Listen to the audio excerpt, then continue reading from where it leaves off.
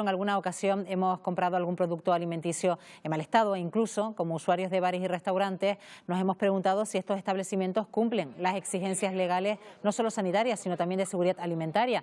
Debemos saber que todos los establecimientos hosteleros están obligados a cumplir una serie de preceptos legales para garantizar la calidad y el buen estado de los productos. De lo contrario, los consumidores deben hacer uso de la ley para reclamar sus derechos. Pues de este asunto vamos a hablar esta mañana con Raúl Alonso, que es responsable de la Unión de Consumidores de España en la provincia de Santa Cruz de Tenerife. Raúl, ¿qué tal? Muy buenos días. Hola, buenos días. Bueno, puede ser algo excepcional, pero de vez en cuando nos encontramos un caso de una intoxicación alimentaria por un producto mal estado, ya sea por el consumo de algo que hemos adquirido en un supermercado o por algo que hemos comido en un restaurante o en un bar. Pues sí, lo que pasa es que puede haber diferencias de tratamiento en un caso que en otro, ¿no? Puede ser... Primero porque en la diferencia, cuando compramos en un supermercado hay un papel del consumidor, digamos, un poco mayor. ¿Por qué? Porque es el consumidor el que va a preparar ese producto. Por lo tanto, también con ciertos conocimientos previos del manejo de los alimentos, sobre el reconocimiento de los propios alimentos, en la mayoría de las veces podría ser evitable y acaba simplemente en una reclamación en el propio supermercado con devolución de las cantidades, etcétera, ¿no? En un restaurante nosotros no controlamos previamente ese producto, no sabemos qué aspecto, qué olor, etcétera, puede tener, y lo que nos viene es servido, ¿no? Entonces, normalmente vamos directamente a la ingesta. A veces el estado de los alimentos tampoco determina un sabor o un olor, porque puede haber tosinfecciones alimentarias en las cuales la apariencia es de absoluto buen estado, ¿no? Y que normalmente tienen que ver con contaminaciones por mala preparación o mala conservación, ¿no? En el caso de un supermercado, digo, normalmente se puede detectar previamente, vamos a un procedimiento de reclamación, digamos, ordinario, ¿no? ¿Y es más fácil reclamar en un supermercado que en un restaurante? Sí, lo que pasa es que es lo de siempre. Porque es más fácil ir al origen de esa intoxicación. Claro. Lo importante es reclamar cuanto antes y siempre hay que tener, como decimos siempre en la defensa del consumidor, el carné de identidad del producto, que es su ticket o su factura de compra, ¿no? Entre otras cosas, ir lo más inmediatamente posible, también no solo para que tu reclamación sea efectiva, sino porque evidentemente cuando hay un producto en mal estado puede ser una serie completa, etcétera. O sea, si se reclama con rapidez, puede dar lugar a retirada cautelar de ese tipo de productos, de tal forma que no haya nuevos casos, ¿no? Y que se evite probablemente una tosinfección de alguien que lo acabe consumiendo. En el caso de un restaurante, pues hay también diversas cuestiones, ¿no? En un restaurante primero puede haber, depende también de la tosinfección alimentaria, la intoxicación que uno tenga. Puede haber intoxicaciones muy graves que pueden causar lesiones serias, incluso hasta la muerte, ¿no? No es lo habitual, evidentemente, pero hay que tenerlo en cuenta. Pero hay que tenerlo en cuenta. Una misma salmonelosis puede acabar en determinadas personas en riesgos muy importantes, ¿no?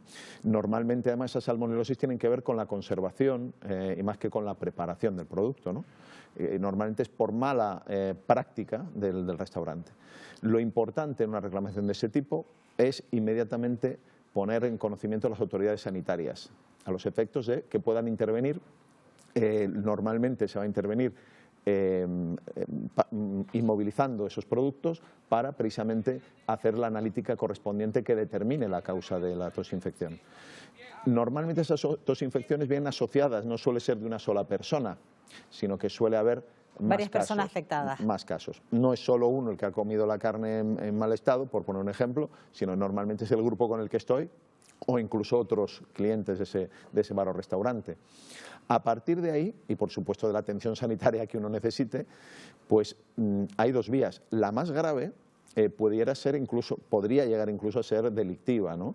Porque puede haber un delito de lesiones imprudentes por una negligencia a la hora o una omisión absoluta de las normas de higiene y seguridad alimentaria por parte del establecimiento, que puede llegar a generar una responsabilidad penal. Es la más extraordinaria, digamos, ¿no?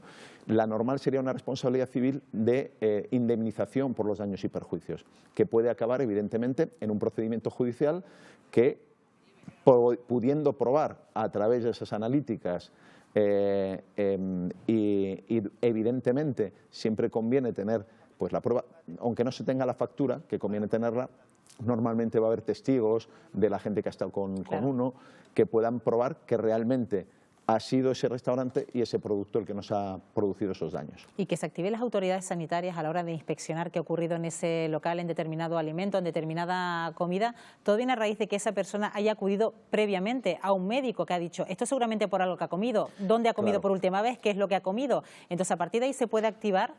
Claro, con una toxificación alimentaria, cuando tiene unos síntomas ya que tengan cierta importancia, pues vómitos, reacciones incluso alérgicas, etcétera, conviene ir a una asistencia sanitaria, porque evidentemente hay un riesgo.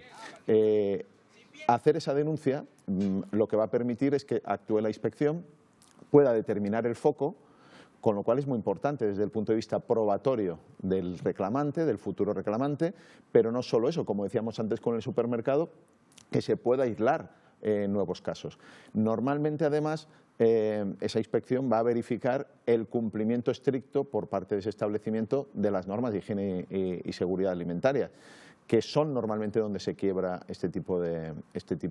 donde se producen este tipo de toxinfecciones, ¿no? Normalmente son mayoritarias por mal almacenamiento, mala manipulación del producto. Bueno, y por ejemplo, cuando hablamos de un restaurante, de una comida elaborada, ¿cómo determinar qué alimento, qué ingrediente en concreto es el que ha producido esa intoxicación? Inicialmente se hace por descarte. Cuando uno va a la administración sanitaria o al médico, lo que va a hacer es más. Conviene preguntar, lo típico, salgo con 6 amigos, vamos y llego por la tarde, vamos a comer y por la tarde empiezo a sentirme mal. Bueno, pues lo normal también es verificar con los otros si es una situación puramente individual o si los que han estado conmigo tienen los mismos síntomas, ¿no? De tal forma que se puede ir cruzando, se puede saber, pues mira, Manolo no comió esa carne, Manolo no tiene problema, los demás que la comimos sí, ¿qué más comimos? Se va determinando, ¿no? Entonces se va cerrando el círculo y evidentemente el resultado final va a tener que ver con los análisis que se hagan por las autoridades sanitarias. El consumidor no va a poder probar él personal y directamente, salvo con esos análisis, cuál es el producto realmente que lo causó. ¿Y quién es el responsable de esa intoxicación alimentaria? ¿El titular del restaurante, el cocinero que elaboró esa comida, el propio camarero que trasladó la comida de la cocina a la mesa? Frente al consumidor, lo normal, salvo, ya digo, salvo temas que pudieran ser de novelas de Agatha Christie, que el camarero vierta adrede una pócima, ¿no? Que sería un delito, evidentemente. Lo normal es que la responsabilidad es una responsabilidad civil, o sea, una reclamación por los daños que me han ocasionado, responda al restaurante, el propietario o propietaria o la sociedad propietaria de ese restaurante. Evidentemente, ya digo, salvo en casos muy graves en los cuales se verifique que hay una omisión, que haya lesiones y que además se verifique, y lesiones puede haberlas en una intoxicación alimentaria, puede haber, ya digo, resultados graves. Si hay esas lesiones y además se verifica que es por una absoluta omisión, o sea, no por un error en un momento dado, sino por una absoluta omisión de las medidas... sí, una dejadez. Exacto, una dejadez absoluta, pues evidentemente puede llegar, como decía antes, a una responsabilidad penal por un delito de lesiones por imprudencia, ¿no? Por omisión de esas medidas de seguridad. Lo normal es que eso no se produzca, que es realmente por una mala praxis, pero digamos no extraordinaria, ¿no? Y se responda de forma civil. ¿Quién responde? Pues evidentemente la sociedad, que lo normal es que tenga también lo normal y lo lógico. Otra cosa es que lo tengan, pero lo lógico sería que tuviera su seguro de responsabilidad civil para cubrir no solo esto, sino cualquier otro daño que pueda generar su restaurante, ¿no?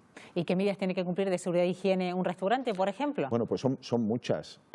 Vamos a ver, toda la normativa además alimentaria ha ido modificándose a través también de directivas europeas, desde, por ejemplo, la trazabilidad, algo muy importante en seguridad alimentaria, ¿no? La trazabilidad es que cualquier producto en cualquier momento se puede saber exactamente su origen, por dónde ha pasado, qué procesos ha llevado, quién ha hecho esos procesos, que permite precisamente ante una alerta, cuando vemos a veces en los informativos, retirar la leche, por ejemplo, esta hora infantil que ha habido, eso pues a través de la trazabilidad se puede saber exactamente al final cuál es el origen del problema y se puede actuar de forma conveniente. Antes de la trazabilidad, era muy difícil, se actuaba en el foco final, pero era muy difícil ir tirando para atrás para saber, porque el foco puede no ser restaurante, puede ser, imagínate que ese restaurante... Sí, porque puede venir desde la materia prima, claro, desde... ha comprado un producto aparentemente de primera calidad, en perfecto estado, pero resulta que tiene una contaminación de origen, ¿no? Entonces, sin saber esa trazabilidad, etcétera, sería imposible poder actuar frente al origen, ¿no? Entonces, todo ese tipo de normativas, desde luego, hay normativas desde el material con el que se están fabricados los elementos de cocina, ¿no? Los aceros inoxidables, precisamente por una cuestión de capacidad de limpieza, desde los productos de limpieza que se pueden utilizar o no, el sistema de almacenamiento, esa es una posible contaminación siempre, los productos de limpieza normalmente son tóxicos, son contaminantes, hay un sistema de almacenamiento precisamente para que no pueda haber mezcla con los alimentos, o sea, hay desde la propia manipulación que necesita además una titulación, un carnet, el carnet de manipulador de alimentos, claro, cualquiera de las personas que intervienen en el proceso, o sea, hay una normativa muy extensa y evidentemente un restaurante serio tiene que además ir reciclando también a su personal de tal forma que con las nuevas normativas, las nuevas, con la evolución además de las cosas, vamos mejorando,